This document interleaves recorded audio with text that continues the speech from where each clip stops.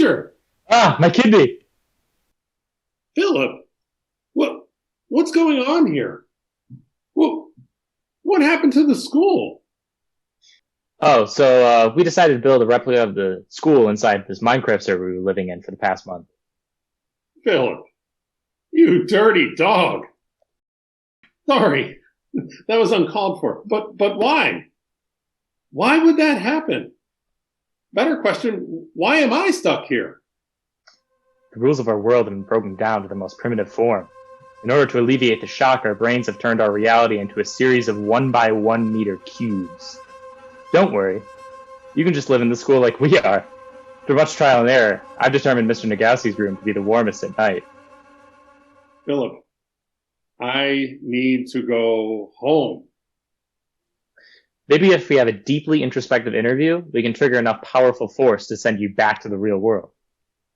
Okay, fine, whatever you say, but I better make it back in time for the Henry Danger Memorial Marathon this weekend. Oh, of course, wouldn't want to miss that. Let's go. Let's go.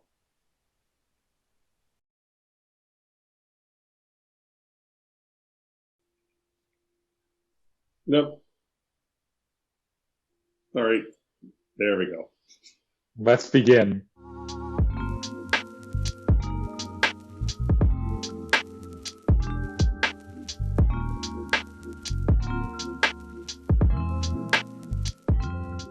Hello, Elise, and welcome back to the Bonfire. I'm here today with Mr. Dalessandro, who's going to be talking to us about the joys of remote learning from a teacher perspective. How are you doing today, Mr. D? Doing very well. Thank you for having me. It's exciting to be here in the Bonfire. Awesome. So real quick, we'll talk about that opening real quick. What did you think of the Minecraft school? Oh my did you gosh! enjoy that? Wow, that was my classroom. That's where I first arrived in Minecraft, at least, and I was surprised to see that my classroom was built with such detail. But then when we left the classroom, I didn't realize the whole school was created there. Amazing. We walked all the way down the green stairs, down through Commons, into the Odd, and everything it just felt like being there. Man, it reminded me of great times. Yeah, it's kind of surreal. It's helped us through a lot of times too, just kind of reliving through it and reminding ourselves about the school and keeping a connection to it. So glad we could share it with you, and glad you decided to come on with us. That was really fun. Thank you. Very cool. So real quick, let's get into it. Where were you when you heard that schools would be closed for at least a month, and what was your initial reaction to that news? Well, that whole week leading up to the school closing was super surreal, wasn't it? I think for everybody, we kind of go back to those moments and relive how society just kind of shut down little by little by little, but ever so quickly that week. There were supposed to be, we had great plans for the weekend and the following week. And then they just started getting shut down really fast. There were school musicals throughout the community. The school, not our school, but Williamsville North had one. My kids had their own. That was canceled. My son was supposed to travel to New York for March Madness, and that didn't happen. So all these things just got shut down one by one. I just remember kind of being bummed out by it all, and then finding school was going to close. I certainly didn't anticipate being out this long. I thought maybe a few weeks or something, but then it kind of made sense. It settled in over some time that it would be a longer period. Yeah, So, everybody talks about there's kind of a honeymoon period in the beginning where it didn't really feel real, and then starts to sink in around now that right. We're in it for the long haul. Yeah. And talking about more about teaching, how difficult is it to teach students in a classroom setting and not being able to hold tests and quizzes in a normal way, not being able to follow your lesson plans like you've done in the past? Right. Yeah, it's quite a challenge. I early on, right away, I knew I wanted to connect with the students in a live format if I could, through like Zoom or something like that. So that if they have questions, I could get some feedback immediately, because you really can't do that when you have a static YouTube type video that you're posting. So the first day was okay. I learned very quickly that you shouldn't have the student cameras on, and you shouldn't allow them to talk because they talk a lot, and everybody talks out of turn. We have 90 students in the room at one time. It can be really kind of kind of crazy. So what I did was I ended up going with a format where all I do is talk, and if you really have a question about physics, you type it in the chat box, and that is a shame. It's just a shame that it has to be that way, because I'm talking the whole time. I get very little feedback on everybody's progress and everybody's understanding. My class is really kind of like a student-based class where they're doing work on whiteboards all the time, and I'm wandering around the room and really monitoring their progress and their understanding. And I'm like teaching in the dark here. I have no idea if people are getting it, and I can't grade you anyway. So like I assign an assignment, and I get it back, a small little thing each day, and I have a vague idea, but it's kind of complicated. We can't. I hate to talk so much here, but it's kind of complicated. Oh, no. I try to assign assignments to give students practice, but we can't really hold everybody accountable. So it's a challenge. It's a super completely uncharted territory. You have no idea. Yeah. Because access, you might be sharing it with a sibling, or might be sharing it with your parents who are working, and it's really hard to get on and navigate that space. And that's something you never even think about. Yeah. I wanted to go every day, and I'm realizing as we move along here that it's more and more of a challenge for everybody to be online at the particular time each day that we do our class. So as we move forward, we'll probably look into different methods of connecting on a daily basis, but maybe not so much online in a live setting.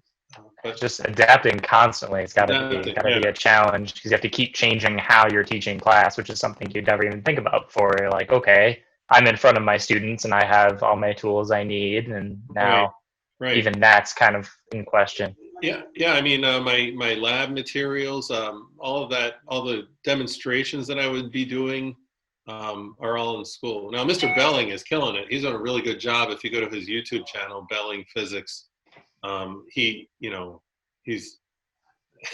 obviously amazing. The former Hollywood editor knows what he's doing, and he spends a long time making really, really good videos for his students, and all more power to him. He's doing a great job with that. So disappointing that not everybody has a Mr. Belling. No, but that can make has a studio and can make all these videos. I know. Yeah, he puts a lot of time and effort and care. He's very creative. Further on that point, with Regents exams being canceled too, how are you able to keep students motivated and keep trying to keep them coming? That's the question, isn't it? Right? Like that is the question. It's very funny. Like everybody was really locked in the first 2 weeks after we were, when we were out, because I always had that carrot. If we go back, if we have a Regents exam, you're going to need to know this. So even though we're not having tests on this now, you're going to be responsible for it later. And now that that's been pulled away, I noticed that when I teach a live session, there's less people signing on. Not a lot less, but there are less. And when I ask questions like into the wind, sometimes people will chat answers into the chat box. There were some times the other day I was asking questions, and although like 45 people were logged in, like nobody was answering. I'm wondering if they were just like, baking cookies and just having the video roll in the background or something, or playing. Yeah. Somebody said they were going for a hike while they were watching. Yeah. So it is difficult to know whether these kids are, connected in the way that they're just going through the motions. I have no idea. It's very much a challenge, but I do my part, and we gotta, at some point or another, if you plan on taking this class sometime down the road, like in college or something, it's your benefit to at least get a little bit under your belt here as much as you can. Even though you won't be responsible for it now, it'll be a nice groundwork and bedrock for later on. That's for sure. Which is actually one of the kind of refreshing things, is thinking big picture about education now that it's kind of been thrown for a loop a little bit, and thinking less in terms of traditional tests and other things, and more in terms of what are you learning for the future, which is it's a different way of looking at it. And I think that's healthy. Obviously, it's a little difficult, and I wish it wasn't done in this way, but it's still nice to think about that and think more about, all right, what can we give you in the future versus what can you do on this test across the board, across every subject. Right. Yeah. I think it takes us a unique personality to go ahead and learn something when you know that there's no ramifications if you don't. Not everybody's wired that way. So the students who do work during this time when they don't really have to, and there's no accountability aside from just a participation grade, those students should be proud of themselves. And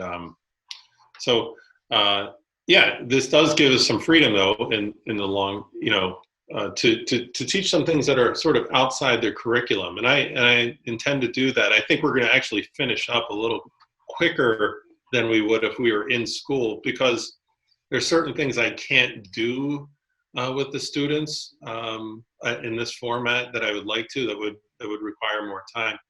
So we are going to finish earlier. Maybe we'll explore some different areas of physics that aren't part of the New York State curriculum. That'd be kind of fun back like later on after maybe Mother's Day and beyond, So we'll see. Thinking even bigger picture, what do you think you'll tell future generations about this time and how it's impacted you and your work? I'll remember how this is our last kind of opportunity is in my particular household to spend time as a family. I'm glad my children that are in my house are still of the age where they're not married with their own children yet. And I'm grateful for this opportunity to spend time with them and be with them. I will always remember that forever. And I will wish that I had the opportunity to really say a good goodbye to the students that I'm teaching right now. I don't know if we're going to ever be able to be together in the classroom, particularly the seniors. I wish I had an opportunity to say a nice goodbye to them in person. So I think it's important that we embrace each moment when we're with each other, and be grateful for what we have, and for who they are, who these people are. And don't take it for granted, these moments, because they could be taken away quickly, Well, thank you so much for joining us, and we wish you the best of luck in your teaching and Minecraft endeavors in the future, and hope you have a wonderful day. Thanks, Philip. You have a great day. Take care.